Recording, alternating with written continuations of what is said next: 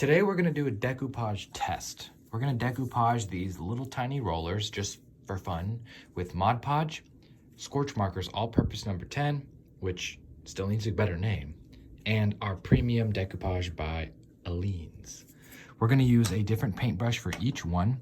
We're gonna work our way through each of these and we're gonna apply 3 separate pieces of tissue paper to our rolling pins, decoupage style. So let's get started with Mod Podge since this is something we're familiar with.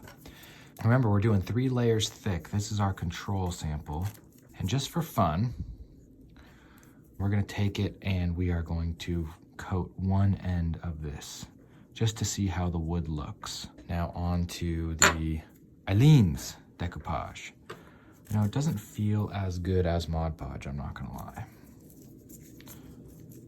It even ripped a little bit off.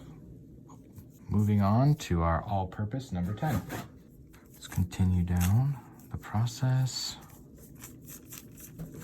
All right, we're done.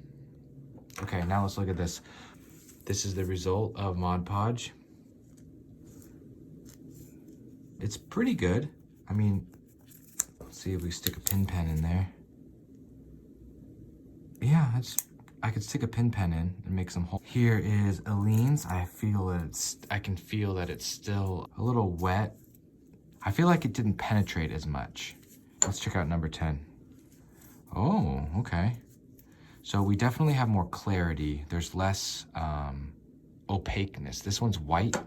This one is definitely more clear. Like you can see the color of the wood underneath. Okay, so what we've learned is that they all work really well for decoupage. And there's very slight differences in between all of them. So I don't know. I think it's a really interesting test so far.